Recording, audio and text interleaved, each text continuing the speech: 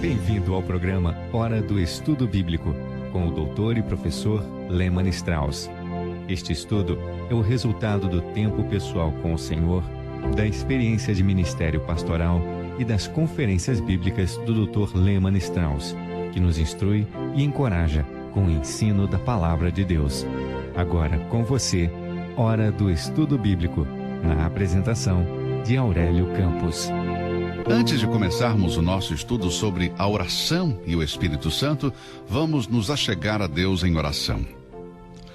Querido Pai, nos inclinamos diante da Tua santa presença com ações de graças. Senhor, nós Te louvamos por mais um dia de vida que temos para viver para Ti. Obrigado, Pai, pelo privilégio de ministrar a Tua santa palavra. Te pedimos que o programa de hoje seja uma bênção para aqueles que estão ouvindo. Oramos especialmente pelos idosos e aqueles que estão desanimados, que estão nos hospitais, nos asilos. Ó Senhor, que este ministério seja uma bênção especial para eles. Oramos pelos perdidos que estão ouvindo o programa. Ajude-os a ver que eles precisam de Cristo e que venham a conhecê-lo como Salvador pessoal. Ajuda-nos, Senhor, hoje, especialmente a mim, a falar a Tua verdade em amor, a levar a Tua mensagem para os corações de todos os que estão ouvindo o programa. Oramos em nome de Jesus. Amém. Nós vamos usar um texto como base para o nosso estudo de hoje sobre a oração e o Espírito Santo, que está em Efésios, capítulo 6, versículo 18. Vamos ler. Orando em todo o tempo, com toda a oração e súplica no Espírito, e vigiando nisto com toda a perseverança e súplica por todos os santos. Deixe-me dizer que não faz sentido orar se não o fizermos no Espírito. A oração e o Espírito Santo estão vitalmente unidos nas Escrituras. Esta é uma verdade ensinada no Antigo e também no Novo Testamento. Deus disse ao profeta Zacarias: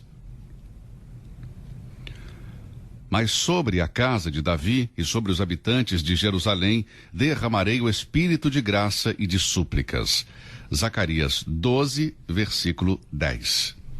A palavra espírito neste versículo é escrita com inicial maiúscula, porque se refere ao Espírito Santo. Possivelmente essa passagem se refere ao futuro derramamento do Espírito Santo em Israel. Ele é chamado de o Espírito de súplicas. E por quê? Porque ele desperta em nós o desejo e a necessidade de orar. O Espírito incentiva os fiéis a orarem, da mesma forma que fará no dia do reavivamento espiritual de Israel. Na pequena epístola de Judas, temos uma exortação parecida com a encontrada em Efésios. Judas, versículo 20, diz: Mas vós, amados, edificando-vos a vós mesmos sobre a vossa santíssima fé, orando no Espírito Santo. Nestas duas expressões, orando no Espírito e orando no Espírito Santo, temos um dos grandes segredos da oração. Se alguém me perguntar qual é o primeiro e maior segredo da vida de oração bem-sucedida, a minha resposta seria: orando no Espírito Santo. Mas o que significa orar no Espírito Santo? O grande propósito de orar de acordo com a vontade de Deus exige mais do que um simples raciocínio humano. É preciso sabedoria e poder que só o Espírito Santo pode proporcionar. A sabedoria humana e os desejos humanos podem alcançar resultados apenas humanos, mas orar no Espírito produz resultados sobrenaturais. Através da oração no Espírito Santo, o cristão tem o poder e a sabedoria de Deus para neutralizar o poder e a sabedoria do mundo, da carne e do diabo. A verdadeira oração é uma batalha espiritual. Em Efésios 6, versículo 12, Paulo escreveu: Porque não temos que lutar contra a carne e o sangue, mas sim contra os principados, contra as potestades, contra os príncipes das trevas deste século, contra as hostes espirituais da maldade nos lugares celestiais. Neste texto, o cristão que ora tem Deus de um lado e Satanás do outro. Ele está envolvido no que eu chamo de guerra espiritual. E, amados, com nossas próprias forças, nós não venceremos o inimigo. Satanás é forte. Ele está poderosamente armado, segundo diz Mateus 12, 28 e 29, e somente quando oramos no Espírito podemos vencê-lo. O poder para sermos vitoriosos na oração foi prometido por nosso Senhor quando ele disse em Lucas 10, 19: Eis que vos dou poder para pisar serpentes e escorpiões e toda a força do inimigo, e nada vos fará dano algum. Em minhas viagens, quando fazia uma série de sermões sobre a atividade demoníaca ou a adoração de demônios, as pessoas vinham a mim e compartilhavam suas experiências com os demônios. Permitam-me uma vez mais alertar sobre isso, amigos. É verdade que nos evangelhos vemos que os discípulos expulsavam demônios. Mas, se você ler todas as cartas do Novo Testamento, você não vai encontrar reuniões de orações com os demônios. Não se ensinava aos cristãos a conversar com o diabo e os demônios? Se você sentir o poder demoníaco, sentir que Satanás está atacando, aproxime-se de Deus em oração. Mas não compartilhe suas reuniões de oração com o diabo. Os cristãos estão em uma luta e a oração é a nossa arma poderosa. Não devemos ver a oração como um ritual, mas como um relacionamento com Deus, com o Espírito Santo. A fraqueza espiritual nos cristãos é devida à sua falta de viver a experiência que Paulo chamou de comunhão com o Espírito Santo em 2 Coríntios 13, 14. O que sabemos sobre a comunhão com o Espírito Santo? Mais de uma vez me perguntaram se era certo orar ao Espírito Santo. E por que não? Não há nada de errado em orar ao Espírito Santo. Afinal, cada uma das pessoas da Trindade tem o seu ministério específico. Não foi o Pai que morreu na cruz. Não foi o Espírito Santo que morreu na cruz. Foi Jesus Cristo, a segunda pessoa da Trindade, que morreu na cruz. Agora, quando eu quero agradecer ao meu Salvador, que morreu na cruz por mim, não é ao Pai que eu agradeço, nem ao Espírito Santo, eu me dirijo diretamente a Cristo. É certo o cristão dirigir-se ao Pai, ao Filho e ao Espírito Santo, dependendo do que ele quer dizer ou pedir. Novamente, a fraqueza espiritual que está presente hoje é porque os cristãos não entendem essa comunhão com o Espírito Santo. A oração eficaz é encontrada somente no conhecimento experiencial dessa abençoada comunhão com a terceira pessoa da Trindade. Se oramos no Espírito Santo, não pediremos a Deus que faça o que ele não quer, mas sim estaremos clamando com o Espírito Santo, que sabe o que é melhor para nós. Se não estamos orando no Espírito, então nós estamos orando na carne. Todas as orações espirituais têm a sua origem no Espírito Santo. Não faz sentido orar se minhas orações se originam em mim e não no Espírito de Deus. Existem algumas coisas que devemos lembrar se desejamos orar no Espírito. Preste atenção. Primeiro, há momentos em que nós, os cristãos, não sabemos como orar ou sobre o que orar. Romanos 8, versículos 26 e 27 diz: E da mesma maneira também o Espírito ajuda as nossas fraquezas, porque não sabemos o que havemos de pedir como convém, mas o mesmo Espírito intercede por nós com gemidos inexprimíveis. E aquele que examina os corações sabe qual é a intenção do Espírito, e é ele que, segundo Deus, intercede pelos santos. Aqui diz que temos uma fraqueza que deriva da nossa ignorância. Nós não sabemos o que é melhor para nós, assim que, como o versículo diz, precisamos de direção. Direção da única pessoa que pode orar de acordo com a vontade de Deus, o bendito Espírito Santo.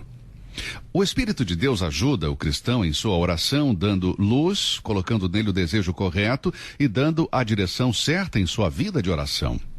Algumas das nossas orações não correspondem às nossas necessidades. É nessa fraqueza que o Espírito Santo nos ajuda. Sinceramente, nós cristãos não sabemos quais são as nossas necessidades. O cristão mediano acha que precisa de dinheiro, de saúde o bastante para desfrutar deles. Quando ganha dinheiro para comprar o que quer, ou coisas que ele acha que precisa para satisfazer os desejos da carne, ele pensa que esta é uma resposta às suas orações. Mas isso não é verdade. Nós vimos em Romanos 8, 26 e 27, que a nossa fraqueza surge da nossa ignorância. Repito, nós não sabemos o que é melhor para nós. É necessário que o Espírito de Deus nos ajude em nossas orações. Algumas de nossas orações não suprem as nossas necessidades porque nós estamos pedindo coisas de acordo com a nossa vontade e não segundo a vontade de Deus. A palavra ajuda aparece uma vez aqui em Romanos 8 e somente mais uma vez no Novo Testamento. Você deve se lembrar do capítulo 10 do Evangelho de Lucas, quando Jesus estava na casa de Maria e Marta, irmãs de Lázaro, cuja morte e ressurreição são registradas no Evangelho de João, capítulo 11. Enquanto o Senhor estava lá, Marta estava na cozinha, preparando a comida, e Maria estava aos pés de Jesus. Marta pediu que a ajudasse na cozinha, dizendo: Senhor, não se te dá que minha irmã me deixe vir só? Diz-lhe que me ajude. O que precisamos é este tipo de ajuda prática que Marta estava pedindo. Devemos estar cientes do fato de que o Espírito Santo habita em nós, e sua presença em nós nos ajuda a pedir as coisas certas, com a atitude certa. Em 1 Coríntios 13:16 lemos: Não sabeis vós que sois o templo de Deus e que o Espírito de Deus habita em vós? Todo cristão deve estar ciente do fato de que o seu corpo é a residência de Deus, do Espírito Santo. Existem alguns cristãos que dizem ser salvos, mas que ainda não receberam o Espírito Santo. Se essas pessoas são salvas, então elas têm o Espírito Santo. Amados, não é possível que uma pessoa seja salva e não tenha o Espírito Santo. Este é um dos erros de seitas modernas, ensinar que a pessoa é salva e depois, em algum momento da vida, mais tarde, irá receber o Espírito Santo. Isso não é verdade. Não há base bíblica para isso. Romanos 8:9 diz: Se alguém não tem o Espírito de Cristo, esse tal não é dele. É impossível uma pessoa ser salva e não ter o Espírito Santo. E seria impossível a participação do Espírito Santo em nossas orações se não o temos presente em nossas vidas. Também não podemos obter sua ajuda na oração quando não estamos cientes de sua presença. Muitas vezes ouvimos as pessoas dizerem: Senhor, envia o teu Espírito Santo entre nós para que esta reunião seja abençoada. Mas este pedido não faz sentido algum. O Espírito Santo está aqui. Ele vive no corpo do cristão verdadeiro. Você pode desfrutar de seus ensinamentos e de seu ministério de orientação. É uma verdade poderosa que não podemos ignorar, irmãos. Nosso corpo é templo do Espírito Santo. Em 1 Coríntios 3:16 e 6:19 e 20, Paulo disse: Não sabeis vós que sois o templo de Deus e que o Espírito de Deus habita em vós? Quanto mais associarmos a nossa oração ao Espírito Santo, melhor será a nossa vida de oração. Portanto, para orar no Espírito, devemos estar cientes do fato de que Ele está em nós, habitando no corpo do crente. Em segundo lugar, devemos ter cuidado para não entristecer o Espírito Santo. Em Efésios 4:30 lemos: E não entristeçais o Espírito Santo de Deus, no qual estáis selados para o dia da redenção. Como é que entristecemos o Espírito Santo? Olhe para o contexto deste versículo. Nós o entristecemos com a mentira, com a ira, com o roubo, com as palavras corruptas, com a maledicência. Pecados são repulsivos à sua natureza santa, eles o ofendem e entristecem. Em todas as nossas orações precisamos da ajuda do Espírito Santo. Mas se o tivermos ofendido e permanecermos com os nossos pecados sem confessá-los, nos isolamos da ajuda do Espírito Santo, que é vital e necessária para a oração eficaz. Ó, queridos filhos de Deus, nós não podemos ter um temperamento ruim, um mau relacionamento com o cônjuge, com os pais ou com os filhos e depois esperar que nossas orações sejam respondidas.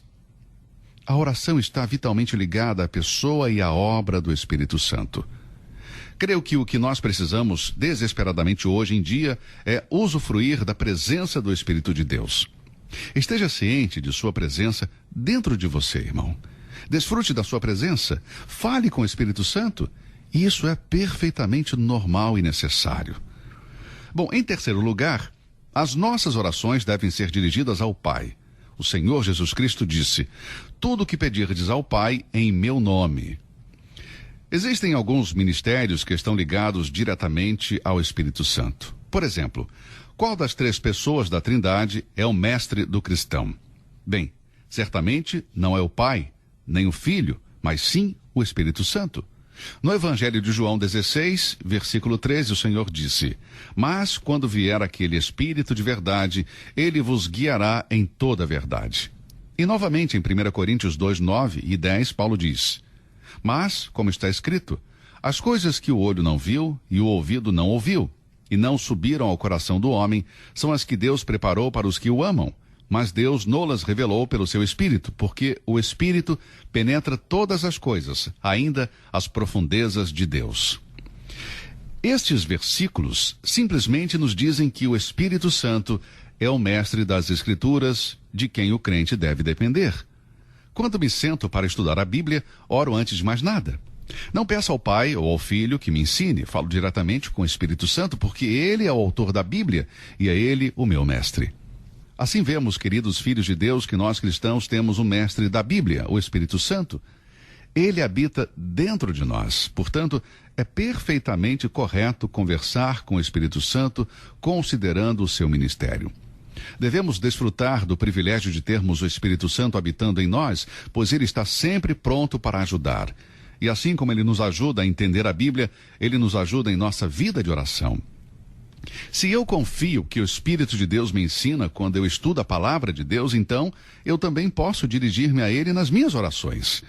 Para orar no Espírito, devemos ter o cuidado para não entristecê-lo e para não resisti-lo. Por isso devemos ter este versículo sempre no coração. Não entristeçais o Espírito de Deus. Em todas as minhas orações eu preciso da ajuda que o Espírito Santo quer me dar. O que mais significa orar no Espírito? Bem, significa também que nós devemos estar cheios do Espírito. Efésios 5:18 diz: E não vos embriagueis com vinho, em que há contenda, mas enchei-vos do Espírito. O que significa estar cheio do Espírito? Simplesmente significa ser controlado pelo Espírito. Eu tenho certeza que você ouviu pastores tentando explicar uma linguagem mística, o que significa estar cheio do Espírito. E assim os cristãos são deixados sem um ensino prático a este respeito. É interessante observar aqui em Efésios 5:18 que Paulo diz: Não vos embriagueis com vinho em que há contenda, mas enchei-vos do Espírito. Algum tempo atrás, um ouvinte do programa me escreveu perguntando por que embriagar-se com vinho está relacionado ao Espírito Santo. Sua pergunta era: por que a Bíblia usa esta analogia? Bem, em Lucas, capítulo 1, o anjo disse a Zacarias, o pai de João Batista, que ele não deveria beber vinho, mas ser cheio do Espírito. Esta é uma analogia. Depois, em Atos 2:4, quando os discípulos ficaram cheios do Espírito Santo, os que os observavam os acusaram de estar cheios de vinho. Esta é a segunda vez que vemos a analogia. E a terceira vez em Efésios 5:18. Não vos embriagueis com vinho, em que há contenda, mas enchei-vos do Espírito. Por que essa analogia? Bem, eu creio que a resposta é simples. Quando uma pessoa excede na bebida, é controlada pelo álcool. Faz e diz coisas que não iria fazer ou dizer em estado de sobriedade. Então, estar cheio do álcool significa ser controlado pelo álcool. Agora, isso é simplesmente uma analogia que significa ser cheio do Espírito é ser controlado pelo Espírito. Um cristão cheio do Espírito Santo é um cristão controlado pelo Espírito Santo. Portanto, um cristão controlado pelo Espírito não será controlado pela carne. E assim, se eu oro no Espírito, então eu busco o controle do Espírito Santo. Então, ser cheio do Espírito é ser controlado pelo Espírito. Quando oramos no Espírito, a nossa mente, a nossa vontade estão sob o controle do Espírito.